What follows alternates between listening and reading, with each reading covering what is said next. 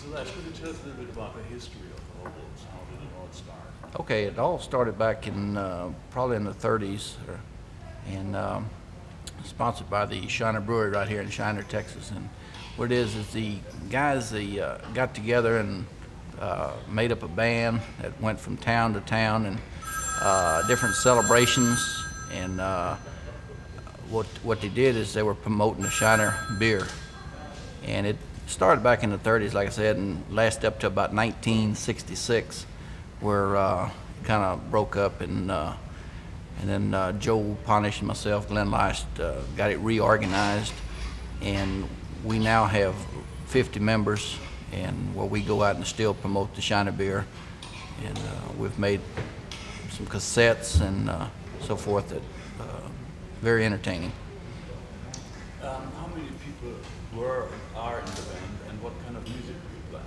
Okay, we play a lot of the German and German music, and the polkas and waltzes, and like I said, we do have a few females that go along with us and play, and we can play just about anything. We can play rock and roll if that's what you want to hear, but we try to stay away from that and stick with the old German type music. And how many people do you have in the band? We have approximately 50 right now, and we've kind of got it cut off. You get too big, well then can't get them all on the bus, so we just stick with about 50 members.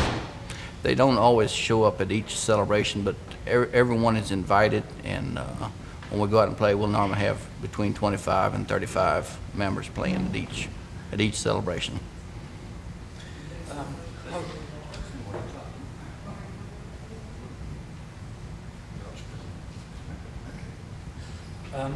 How does it come that you have this kind of preference for German type of tradition?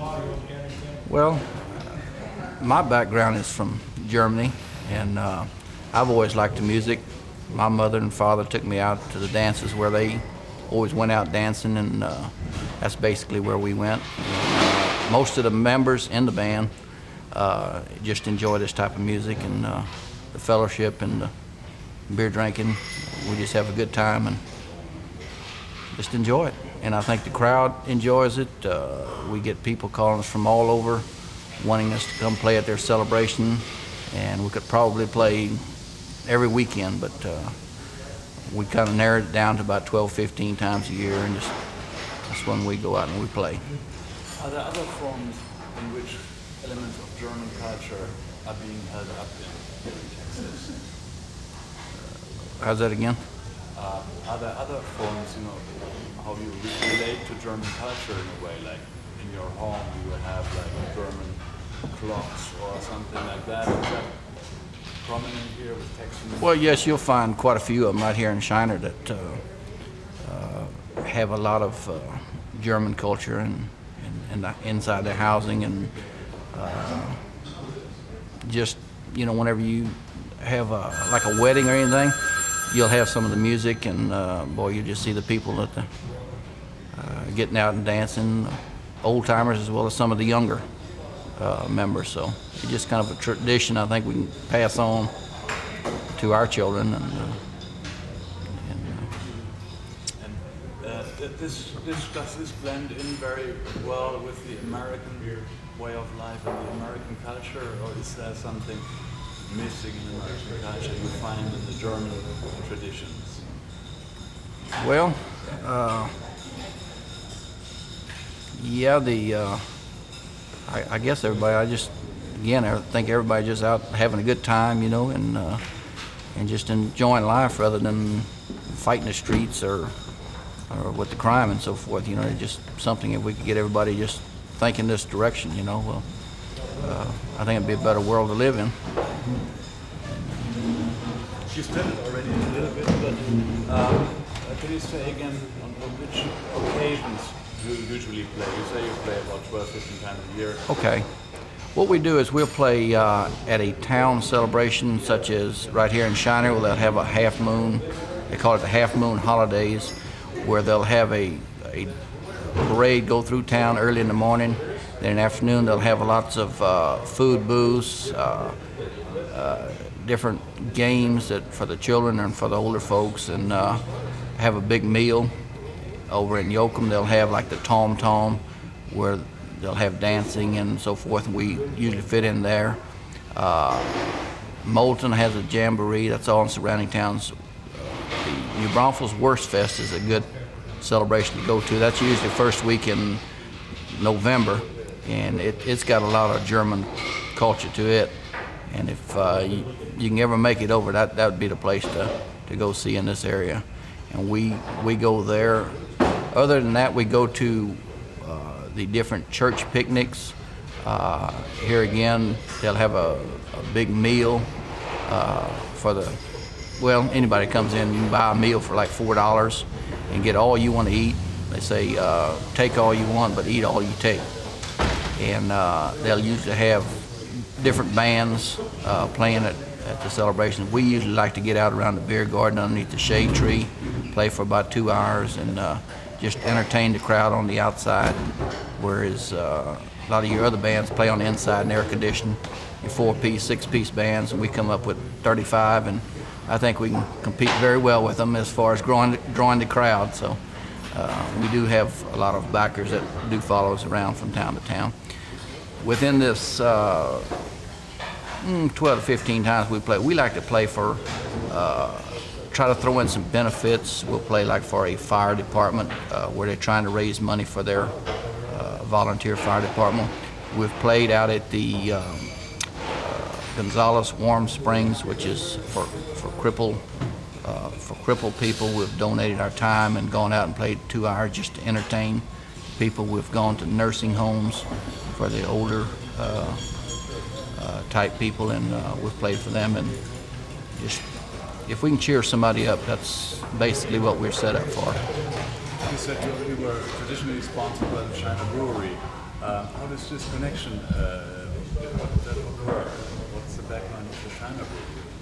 Now that goes back before my time. Like I said, that was back in the 30s, and I don't think I looked that old, but but anyway, no, it did start back in the 30s, and I'm not sure exactly how it got in with the brewery, unless some of the people that worked at the breweries had a little background in music and picked it up and started it, and then it just kind of carried on, and as it went along, other people joined in, and usually just to promote the Shiner beer is what it was. Doesn't Shiner beer also have a German background? Yes, it does. What was his name? Cosmos Spetzel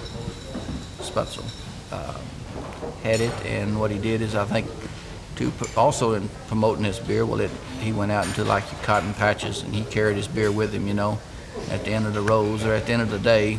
He passed out his beer, hoping that people were going to in turn turn around and purchase his product. So he was a pretty good promoter.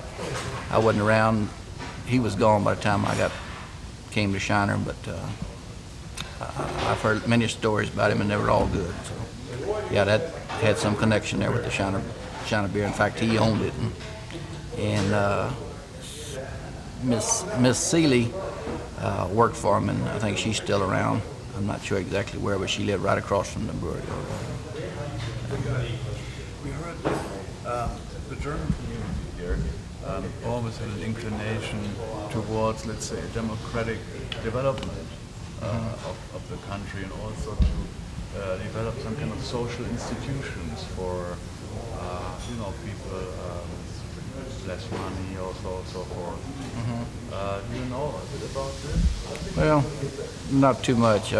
Like I said, like around here, I think the people all pretty much work together and get along together. And like I said, you need help, well, there's always somebody there to help you out, and probably just makes you feel good that you can help someone when you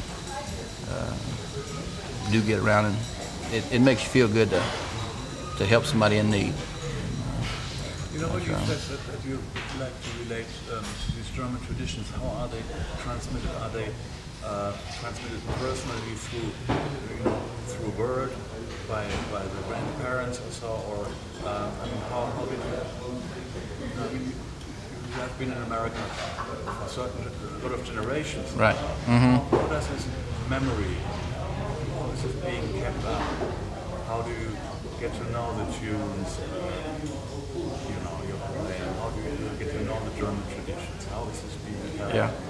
I think it's just passed down just by talking and speaking, just word of mouth, and as far as any, well, I guess just word of mouth, just you pass it on to your children, and just actions around the house, and tell them, hey, this is the way that it should be done, or this is the right way. And I guess that's about the only thing I can say is that we just feel like need to be honest with everybody, and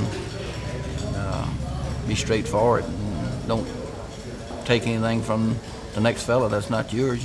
Should help them rather than try to take anything from them or steal or anything. And just kind of the way I've always believed it, and kind of passed on from my ancestors. So I figured that must be the right way. Do you still speak some German, or any of the other fellas with German background? There are quite a few of them in the band that can and will, and you can probably talk to them, in German. They can probably hold a conversation. I do understand some. I don't speak any, but I do understand some of it. So if you want to talk to me in German, don't say too much. But Talk slow. Yeah, talk slow. All right. Thanks Okay. very much for the moment. I think we've Sure. got to go. Okay, I do have to go back to work.